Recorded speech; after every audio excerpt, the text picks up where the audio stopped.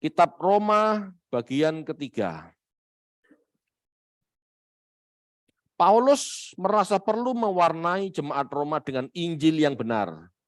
Sebab sangat mungkin kekristenan yang masih baru itu belum menemukan jati dirinya dengan kokoh.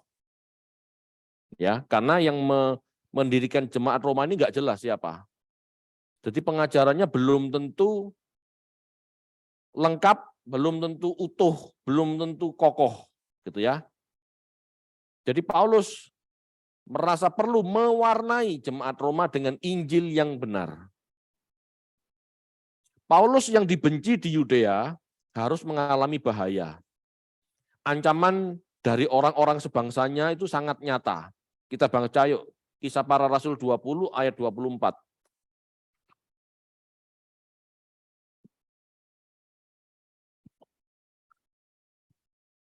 Kisah Para Rasul 20 ayat 24. Tetapi aku tidak menghiraukan nyawaku sedikit pun, asalkan saja aku dapat mencapai garis finish, garis akhir dan menyelesaikan pelayanan yang ditugaskan oleh Tuhan Yesus kepadaku untuk memberi kesaksian tentang Injil kasih karunia Allah.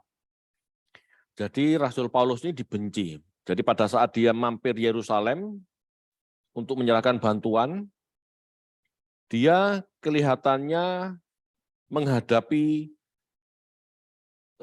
tekanan dan mengalami bentrokan, kerusuhan dari orang-orang Yahudi. Ya. Untuk menghindari kerusuhan tersebut, Paulus diamankan oleh pihak yang berwajib, yaitu tentara Roma, diamankan daripada dia dirajam orang sebangsanya. Ya, kita baca yuk, Kisah Para Rasul 21, ayat 30 sampai 36. Kisah Para Rasul 21 ayat 30 sampai 36. Maka gemparlah seluruh kota dan rakyat datang berkerumun, lalu menangkap Paulus dan menyeretnya keluar dari bait Allah, dan seketika itu juga semua pintu gerbang bait Allah itu ditutup. Sementara mereka merencanakan untuk membunuh dia, sampailah kabar kepada kepala pasukan bahwa seluruh Yerusalem gempar. Kepala pasukan itu segera bergerak dengan prajurit-prajurit dan perwira-perwira dan maju mendapatkan orang banyak itu. Ketika mereka melihat dia dan prajurit-prajurit itu, berhentilah mereka memukul Paulus. Kepala pasukan itu mendekati Paulus, menangkapnya dan menyuruh mengikat dia dengan dua rantai, lalu bertanya, siapakah dia dan apakah yang telah diperbuatnya? Tetapi dari antara orang banyak itu, ada yang meneriakkan kepadanya ini. Ada pula yang meneriakkan itu. Dan oleh karena keributan itu, ia tidak dapat mengetahui apakah yang sebenarnya terjadi. Sebab itu, ia menyuruh mereka membawa Paulus ke markas. Ketika sampai ke tangga, Paulus terpaksa didukung prajurit-prajurit karena berdesak-desaknya orang banyak. Yang berbondong-bondong mengikuti dia sambil berteriak, enyahkanlah dia. Jelas ya, jadi Paulus itu dianggap perusuh, dianggap anti-Yahudi. Bahkan mungkin ya, cap anti-Yahudi itu sampai sekarang.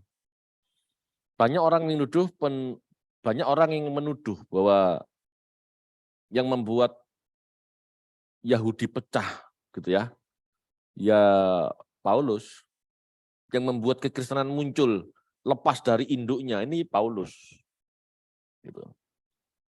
Nah, Paulus ini diamankan oleh tentara ya untuk disidang. Jadi sekacau-kacaunya kekaisaran Roma itu masih ada sidang. Tidak main hakim sendiri. Kalau Yahudi, gitu ya, seharusnya juga ada sidang. Tetapi kadang-kadang gitu ya, mereka sudah istilahnya sudah terbukti dia menghujat Allah, rajam, geruduk gitu. Anda tahu seperti siapa zaman sekarang kan? Nah, gayanya Yahudi itu begitu. Jadi untuk menghindari Paulus dirajam atau dibunuh oleh mereka, tentara Roma mengamankan, masuk penjara. Ya. Kemudian Paulus disidang oleh Sanhedrin. Jadi habis diamankan di markas, dia disidang oleh Sanhedrin. Enggak terbukti bersalah. Kemudian disidang secara politik karena menimbulkan kerusuhan loh. Disidang secara politik oleh Felix, prokurator Roma. Namun Paulus banding sehingga dibawa ke Roma karena dia warga negara Roma. Bapak Ibu, jadi Anda harus paham. Paulus pergi ke Roma itu tidak naik kereta api atau naik pesawat. Tetapi dalam tahanan tentara.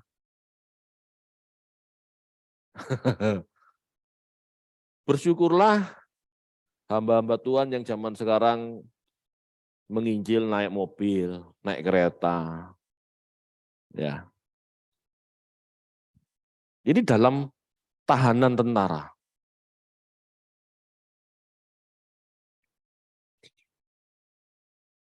Jadi Paulus sampai di Roma itu dalam tahanan. Dalam pengawasan tentara. Bahkan di Roma dia ditahan 2 tahun oleh tentara Roma, oleh pihak keamanan Roma. Ditahan tahanan rumah gitu ya. Tahanan rumah ini yang biayai Paulus sendiri, yang bayar pengawal tentara Romanya ini ya penjaga itu ya Paulus sendiri yang bayar. Jadi bukan dibayar sama tentara Roma. Jadi disitulah Paulus mengalami hari-hari terakhirnya. Ya, ada kemungkinan sempat dilepas gitu ya. Ada sebuah pemikiran Paulus sempat ke Spanyol, lalu kembali ke Roma dan dia mati di sana. Tetapi ada juga yang berkata dia tidak sempat ke Spanyol. Ada yang berpikir seperti itu. Jadi di Roma Paulus ditahan 2 tahun sebagai tahanan rumah. Kita baca aja. Kisah Para Rasul 28 ayat 16.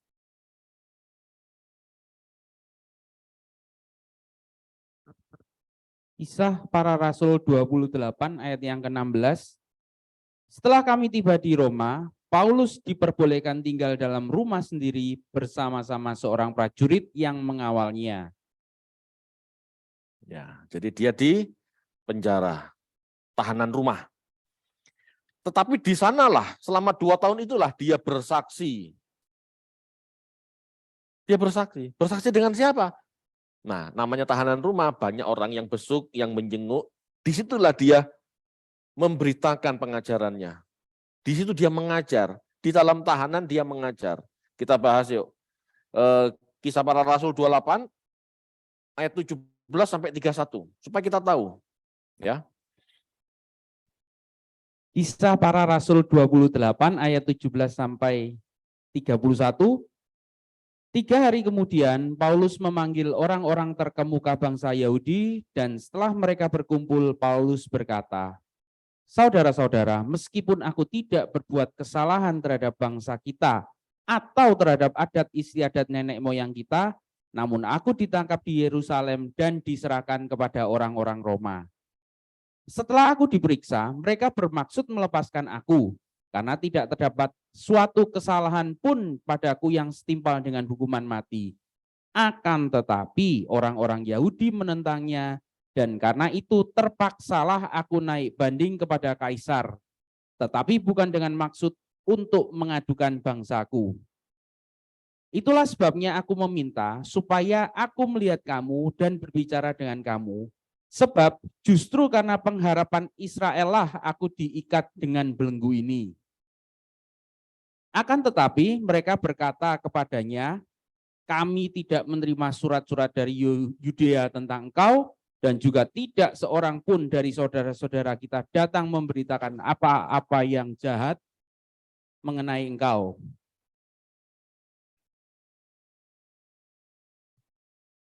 Saya lanjutkan.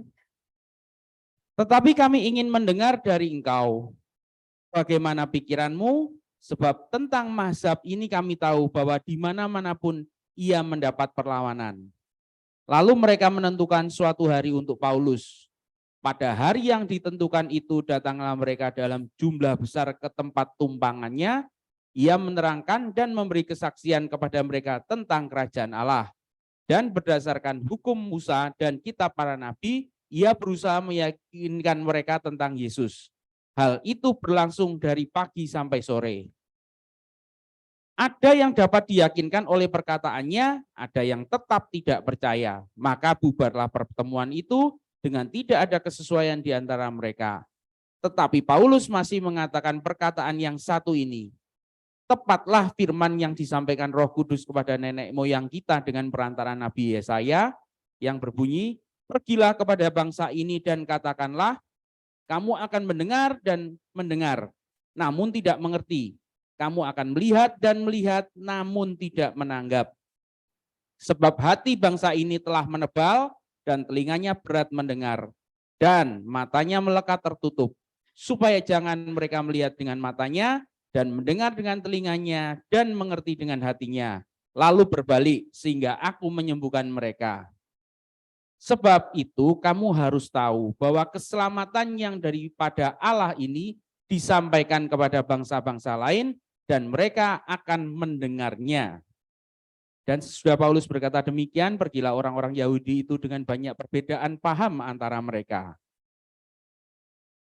Ayat 30, dan Paulus tinggal 2 tahun penuh di rumah yang disewanya sendiri itu, ia menerima semua orang yang datang kepadanya.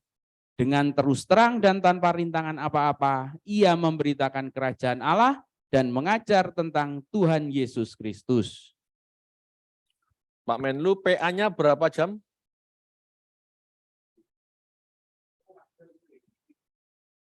Pagi sampai sore.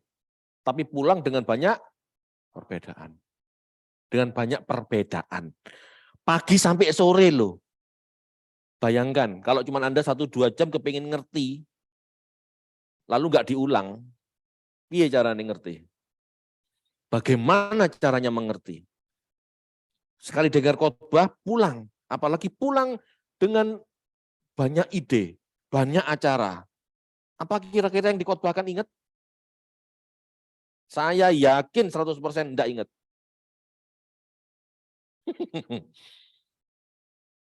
Pagi sampai sore Bapak Ibu.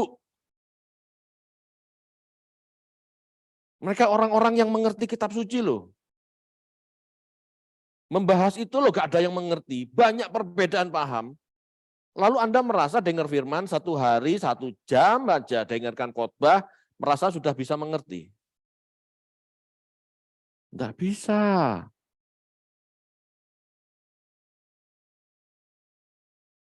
Yang penting kan ini. Kalau Paulus ditahan ya sudahlah ditahan. 2 tahun ya sudahlah 2 tahun. Tapi dia menginjil, dia mengadakan PA di rumahnya yang dibayar sendiri. Pagi sampai sore. Pulang selalu nggak ada kesepakatan.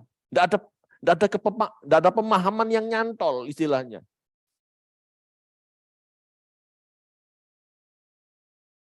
Lalu Anda yang bukan Yahudi merasa cukup belajar 1 jam. Mendengar khotbah 1 jam.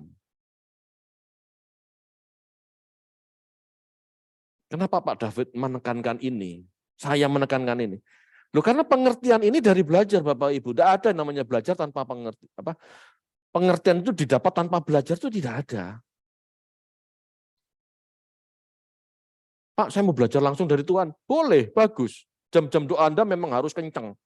Tetapi belajar Alkitab dulu. Karena semua dasarnya Alkitab. Jika tidak didasari Alkitab, Anda belajar sama Tuhan itu belajar apa? Betulkah Tuhan yang Anda hadapi? Jangan-jangan mamon yang Anda hadapi.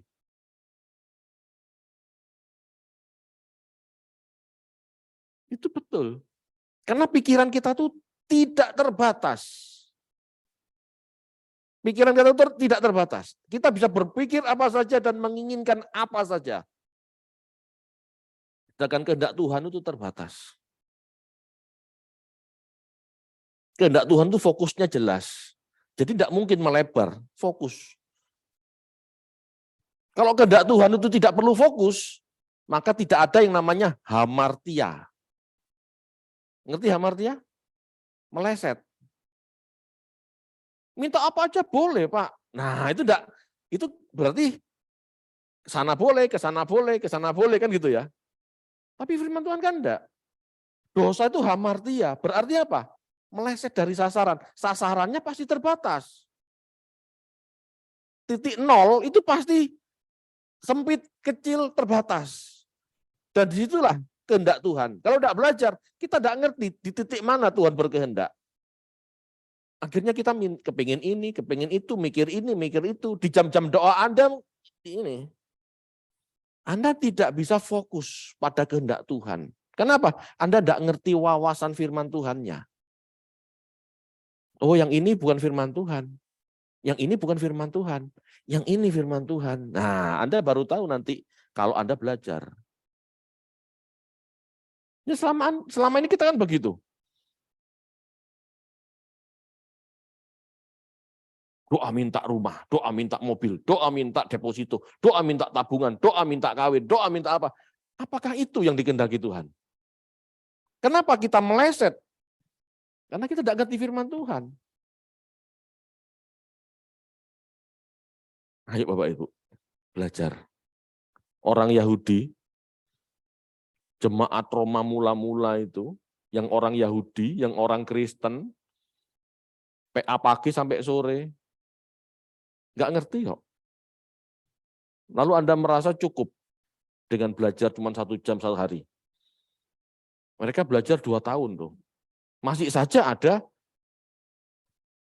perbedaan. Jadi perbedaan yang ada ini bukan karena ada kebenaran yang banyak, tidak. Karena mereka tidak memahami kebenaran, mereka punya ide sendiri.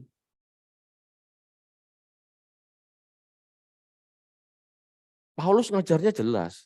Tapi Paulus ngomong, kamu melihat, nggak mengerti. Kamu membaca, nggak mengerti.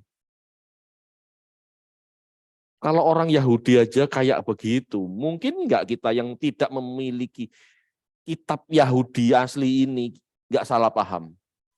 Ya mungkin saja kita salah paham, Pak. Yang punya bahasa asli aja bingung kok, apalagi yang nggak punya bahasa asli.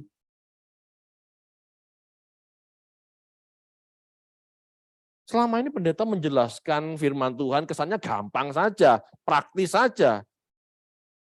Tapi kan jauh lebih dari itu firman Tuhan. Firman Tuhan itu lebih dari etika. Firman Tuhan itu lebih dari psikologi. Firman Tuhan itu lebih dari teologi sebetulnya.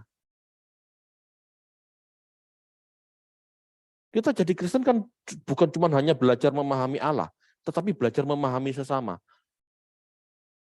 Belajar memahami diri sendiri. Bagaimana diri sendiri menjadi seperti yang Tuhan inginkan. Oh, ini kan banyak, ini kan luas. Jadi ayo Bapak Ibu.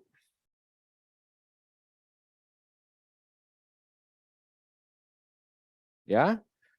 Kenapa saya sampaikan ini? Ya, ini akhir hidup Paulus di Roma. Jadi surat Paulus dikirimkan sebelum dia ke Roma kan. Jadi pada saat Paulus ke Roma, 2 tahun di penjara, tahanan rumah, bisa jadi dia tanya jawab dari apa yang dia sampaikan kepada jemaat Roma. Jadi suratnya dikirim dulu, dia nyampe dalam tahanan, orang-orang datang belajar, bertanya jawab. Bisa jadi seperti itu. Dan bisa jadi di tahanan rumah itu Paulus nulis surat yang lain gitu loh. Bukan surat Roma sudah ya, karena surat Roma ditulis sebelum dia sampai ke Roma. Jadi pada saat di tahanan di Roma, dia bisa menulis surat-surat yang lain. Bisa saja mungkin Timotius, mungkin Titus, dan lain-lain. Gitu. Ya. Kitab Roma dibagi 3 bagian besar. Yang pertama, tentang teologi, mengenal Allah yang benar, ya itu pasal 1 sampai pasal 8. Bagian kedua, itu pasal 9 sampai pasal 11. Tentang keselamatan Israel dan keselamatan bangsa-bangsa lain. Bagian ketiga, itu tentang perilaku Kristen. Hidup Kristen praktisnya seperti apa? Prakteknya seperti apa? Ini di pasal 12 sampai 15. Ya, pasal 12 sampai 15. Paulus kemudian menulis tentang bagaimana penerapan atau hidup praktis seseorang Kristen. Ya, ini di pasal 12 sampai 15. Paulus menyatakan bahwa ibadah yang sejati adalah mempersembahkan hidup yang kudus dan berkenan. Saya ulangi. Ibadah yang sejati adalah mempersembahkan hidup yang kudus dan berkenan. Bagi seorang Kristen, ibadahnya tidak lagi terbelenggu liturgi. Bukan tidak boleh ya, kita sekarang berliturgi boleh, tetapi tidak terbelenggu itu. Ibadah yang benar adalah menjadi pribadi yang berbeda dengan dunia ini, baik pikirannya maupun kehendaknya. Roma 12 ayat 1 sampai 2, silakan. Roma 12 ayat 1 dan 2 mengenai persembahan yang benar. Karena itu saudara-saudara, demi kemurahan Allah aku menasihatkan kamu, supaya kamu mempersembahkan tubuhmu sebagai persembahan yang hidup, yang kudus dan yang berkenan kepada Allah. Itulah ibadahmu yang sejati. Janganlah kamu menjadi serupa dengan dunia ini, tetapi berubahlah oleh pembaharuan budimu, sehingga kamu dapat membedakan manakah kehendak Allah, apa yang baik, yang berkenan kepada Allah, dan yang sempurna. Jelas ya. Jadi kalau Anda melihat orang dunia seperti apa? Mengejar sukses karir. Ya kita jangan ikut-ikutan. Bukan nggak boleh bekerja, bukan nggak boleh sukses, tapi fokusnya bukan itu. Orang dunia banyak memanipulasi. Ya kita jangan ikut-ikutan memanipulasi. Orang dunia berlaku tidak adil. Ya kita jangan ikut-ikutan tidak adil. Itu benar-benar terpisah dari dunia. Menguduskan diri itu seperti itu. Menguduskan diri itu berarti memisahkan diri dari cara hidup dunia. Itu hidup kudus. Kalau hidup Anda tetap sama seperti dunia, Anda tidak kudus berarti. Anda tidak memisahkan diri. Namanya memisahkan diri, orang-orang lain nguber uang, ya, nguber jabatan. Kita enggak. Orang benar nguber apa? Nguber Tuhan, mengejar Tuhan, mengejar perkenan Tuhan. Kalau cari duit kayak gini, aku menyakiti hati Tuhan. Ini termasuk enggak jujur. Jangan ikut. Kalau orang lain ngejar kekayaan, pakai cara-cara yang enggak benar, jangan diikuti. Pelintat-pelintut. Slip kiri, slip kanan. Anak terang gimana? Yang wajar, yang benar, yang tidak melanggar hukum, lakukan itu. Kalau gitu kan kalah bersaing, Pak. Betul. Akhirnya kita kalah bersaing. Tetapi di sisi lain kita berkenan. Di sisi lain kita memuliakan Tuhan.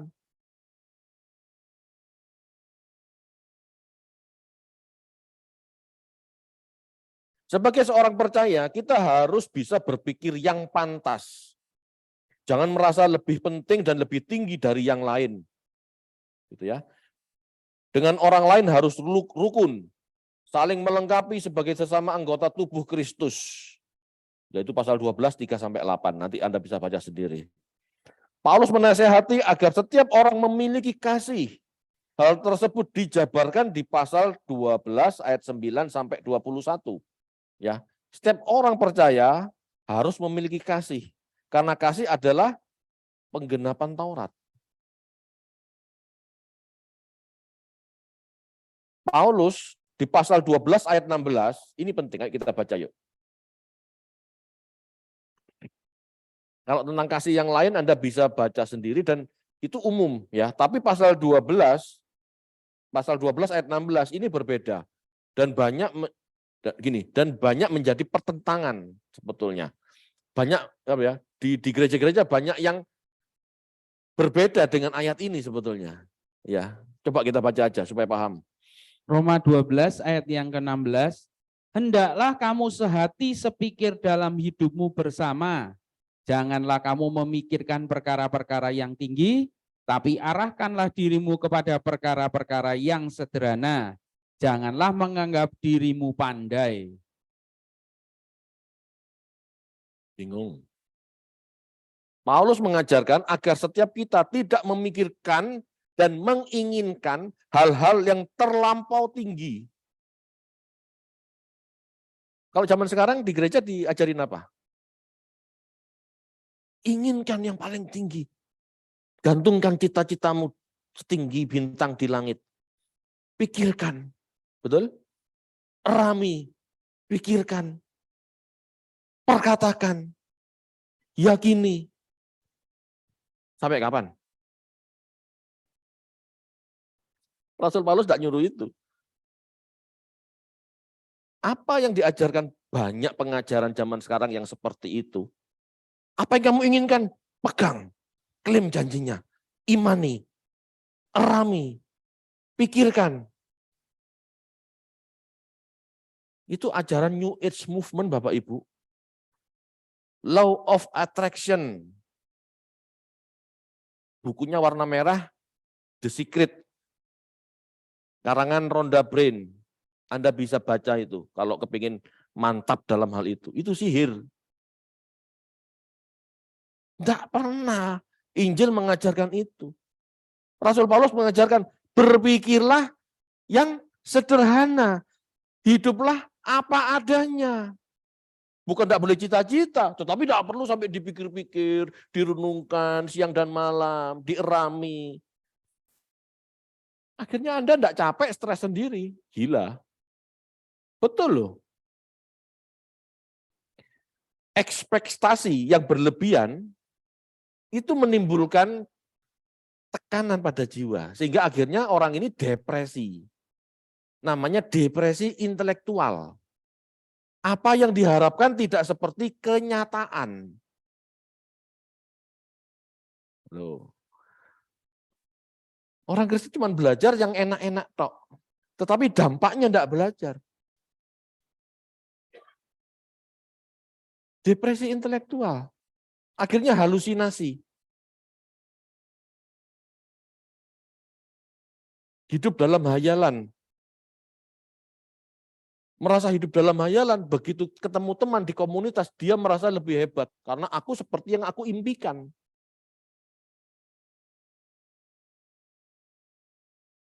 Paham Bapak Ibu?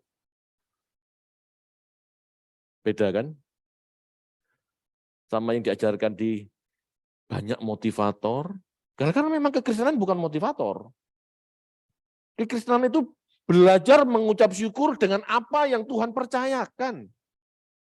Itu loh kekristenan. Bukan menghayal yang tinggi-tinggi lalu diimani, diperkatakan. Enggak seperti itu.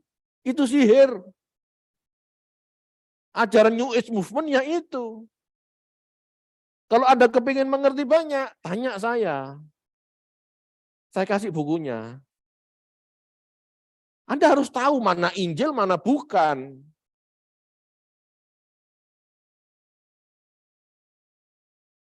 Jangan merasa diri pandai atau tahu segalanya. Merasa hebat, gitu loh. Jangan yang tinggi-tinggi, yang hendap dengan tinggi-tinggi. Ini juga teguran buat saya, Bapak Ibu. Umumnya orang lulusan STH, MTH gitu ya, doktor, kepingin jadi pendeta besar. Oh, saya baca ayat ini, bahkan dulu sebelum membaca ayat ini juga stop, sudah ngerem saya. Nah, cukup dengan apa yang ada. Saya dipercaya jemaat ini, saya dipercaya jemaat hot di kota-kota lain, ya sudah itu yang Tuhan percayakan, ya itu saja yang saya kerjakan. Jangan berpikir jadi ketua wilayah atau bahkan ketua sinode. Oh, enggak boleh Bapak Ibu. Terlalu tinggi. Nanti ambisi Anda malah menjadi batu sandungan bagi rekan-rekan sepelayanan. Di jemaat juga gitu, jangan merasa lebih hebat. Mungkin saya belajar lebih banyak, tapi saya enggak boleh merasa lebih tinggi dari Anda, lebih hebat dari Anda. Enggak boleh. Saya harus belajar juga ya untuk Oh, ini harus jujur, istilahnya gitu loh. Saya harus belajar untuk jujur pada diri sendiri. Bukan menyangkali kemampuan ya, tidak. Tetapi iya, semakin banyak tahu, harusnya semakin banyak evaluasi, dan seharusnya saya semakin tahu banyak kelemahan saya. Tidak bisa sombong. Orang semakin mengerti tidak bisa sombong malah sebetulnya. Tapi kalau sampai sombong, wah itu berbahaya. Dia lupa diri.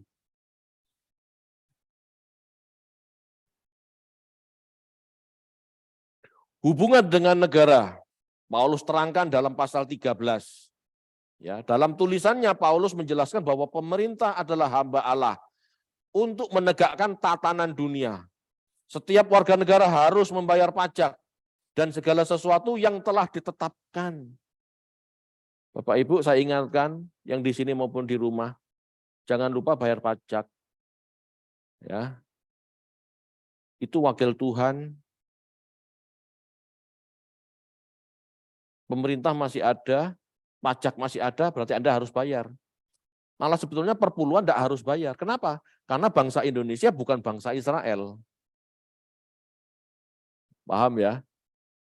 Pajak harus bayar. Perpuluhan tidak harus bayar karena kita bukan kerajaan Israel. Pemerintah atau negara Israel yang sekarang saja itu tidak memungut perpuluhan loh. Kenapa? Ya karena bait Allahnya tidak ada. Itu hak bait Allah. Kalau bait Allahnya berdiri, nah di situ kita orang-orang itu perpuluhan.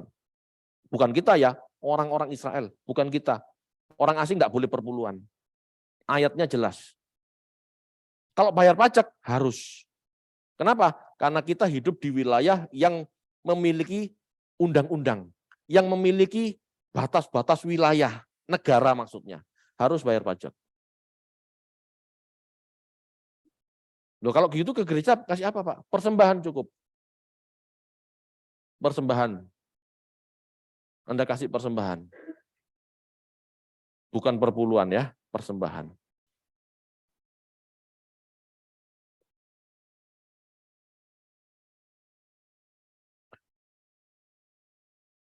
Seorang percaya ya harus menjadi warga negara yang baik. Taat pada hukum di setiap negara, di setiap wilayah di mana dia hidup. Semua itu terangkum dalam kasih sebagai kegenapan hukum. Kasih itu kegenapan hukum. Ya. Perintah Torah itu kan jangan begini, jangan begitu. Betul ya? Jangan mengingini, jangan berzina, jangan mencuri, jangan.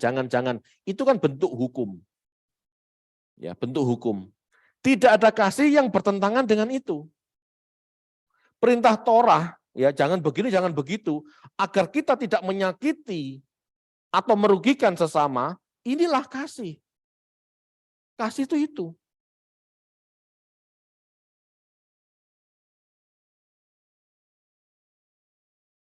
Satu fokus gitu ya. Tetapi orang Yahudi melihatnya sebagai jangan begini, jangan begitu. Memahaminya sebagai Taurat, sebagai hukum, legalis, sebagai tatanan berkebangsaan.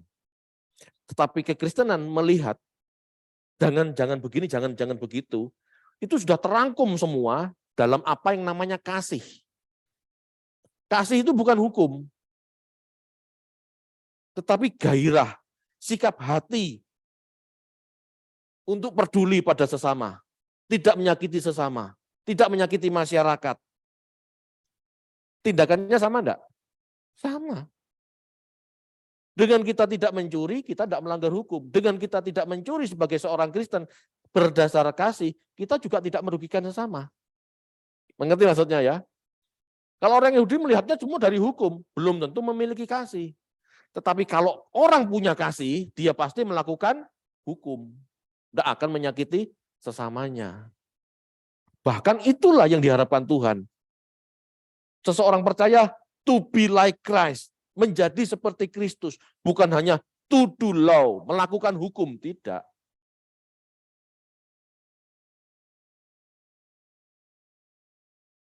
Kita bandingkan, kita baca dulu, pasal 13 ayat 8 sampai 10.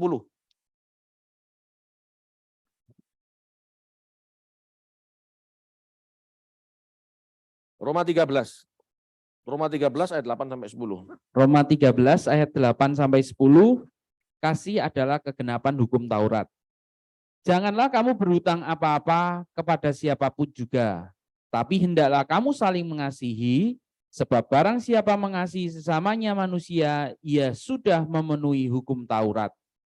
Karena firman, jangan berzina, jangan membunuh, jangan mencuri, jangan mengingini, dan firman lain manapun juga sudah tersimpul dalam firman ini, yaitu kasihilah sesamamu manusia seperti dirimu sendiri. Kasih tidak berbuat jahat terhadap sesama manusia, karena itu kasih adalah kegenapan hukum Taurat. Jelas ya sekarang ya. Kalau kita punya kasih, kita ini sudah selesai melakukan hukum Taurat. Perinciannya banyak hukum Taurat, tetapi kalau kita punya kasih, segala sesuatu yang kita lakukan dasarnya kasih, maka kita tidak akan menyakiti sesama. Tidak akan menyakiti Tuhan dari batin, bukan hanya berdasar hukum. Itu sebabnya kasih tidak pernah bertentangan dengan hukum negara manapun. Ada negara yang menentang kasih? Kan nggak ada. Semua diajar untuk menghormati orang lain kan, menghargai orang lain.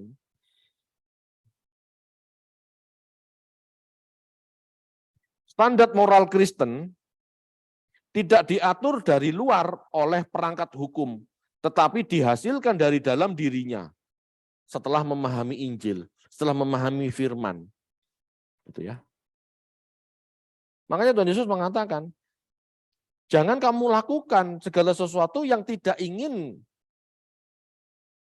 kamu alami dari orang lain. Jangan kamu lakukan kepada orang lain apapun yang tidak kamu ingini orang lain lakukan padamu.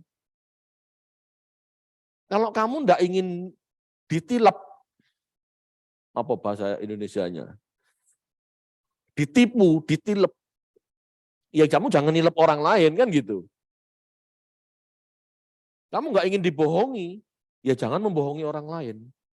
Sebetulnya kan cuma begitu.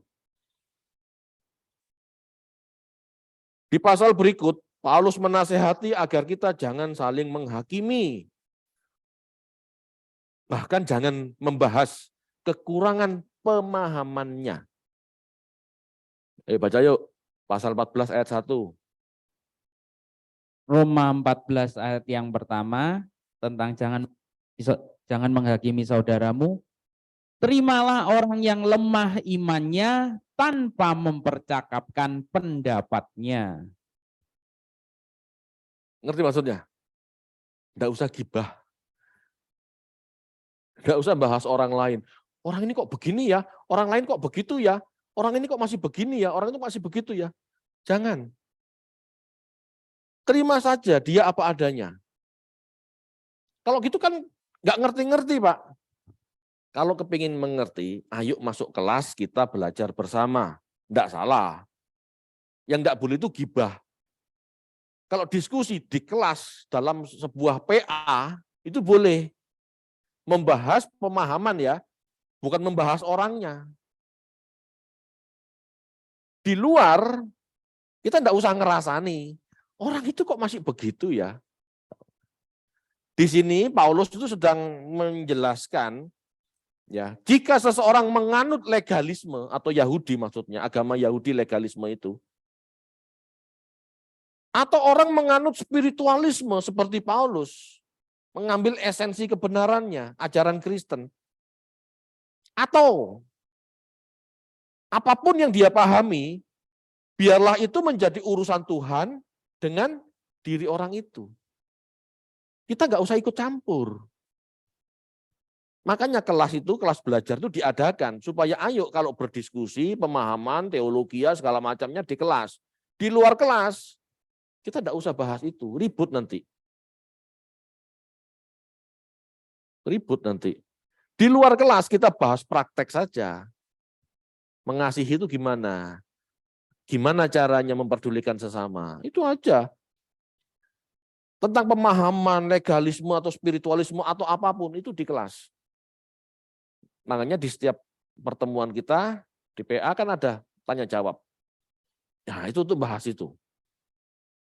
Anda mau terima puji Tuhan, enggak mau terima, enggak masalah. Kita enggak pernah maksa. Saya yang di sini hanya menjelaskan apa yang saya pahami dengan dasar-dasar selengkap mungkin, sebisa saya, kan gitu. Tapi aku enggak percaya sama Pak David. Ya enggak apa-apa. Enggak apa-apa. Setiap orang berhak menentukan nasib sendiri, kan? Jika seorang menganut legalisme atau spiritualisme atau apapun, biarlah itu menjadi urusan Tuhan dengan diri orang tersebut. Kita tidak berhak menghakimi orang lain. Pasal 14 ayat 3 sampai 6. Ayo dibaca yuk. Mungkin itu poinnya kalau nggak salah di ayat 4. Coba dikasih tekanan. Roma 14 ayat 3 sampai 6. Siapa yang makan, janganlah menghina orang yang tidak makan.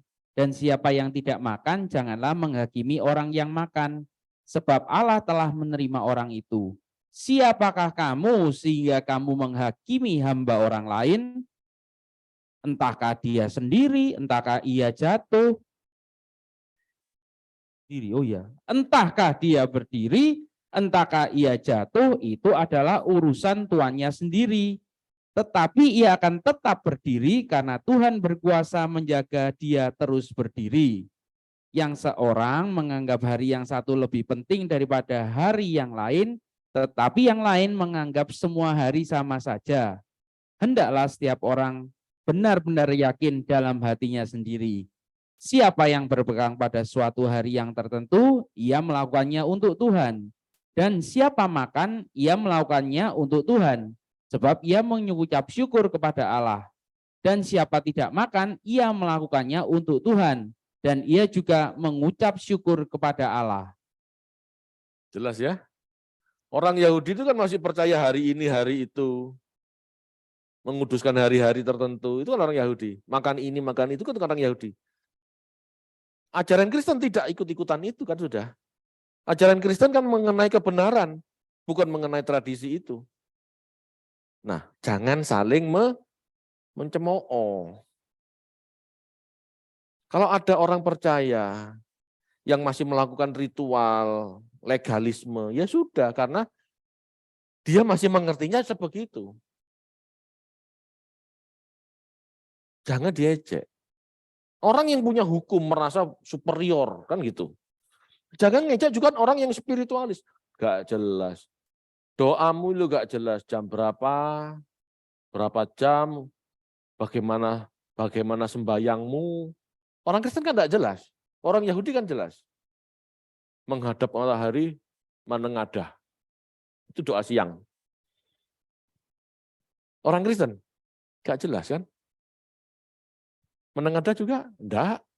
Lipat tangan juga enggak, terserah. Jangan ngejek. Yang satu juga jangan ngejek. Masing-masing punya pengertiannya sendiri dan masing-masing tanggung jawablah sama Tuhan. Menurut apa yang kamu yakini. Itu loh ajaran Paulus. Sekarang mau kita ngapain? Debat. Nggak ada gunanya, Rasul Paulus jelas ngomong seperti ini kok.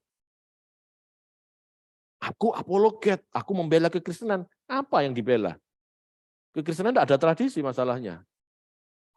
Apa yang dibela?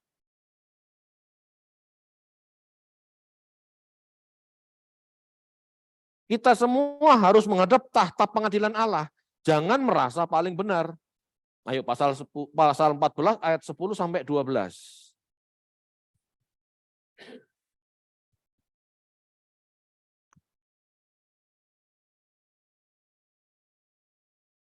Pasal 14 ayat 10 sampai 12. 10 sampai 12. Roma 14 ayat 10 sampai 12. Tetapi mengapa engkau menghakimi saudaramu? Atau mengapakah engkau menghina saudaramu? Sebab kita semua harus menghadap tahta pengadilan Allah. Karena ada tertulis, demi aku hidup, demikianlah firman Tuhan, semua orang akan bertekuk lutut di hadapanku dan semua orang akan memuliakan Allah. Demikian setiap orang di antara kita akan memberi pertanggungan jawab terhadap dirinya sendiri kepada Allah. Jelas? Setiap orang. Itu kan orang Yahudi, Pak. Loh, bukan orang Yahudi. Surat ini kan surat Paulus untuk jemaat Roma. Berarti yang harus mempertanggungjawabkan hidup kita itu siapa? Kita, orang Kristen. Bukan cuma orang Kristen, semua orang. Orang Yahudi jelas, orang Yunani jelas. Orang Kristen, iya. Karena surat ini ditujukan untuk jemaat. Kita masing-masing harus mempertanggungjawabkan hidup kita di hadapan Tuhan besok.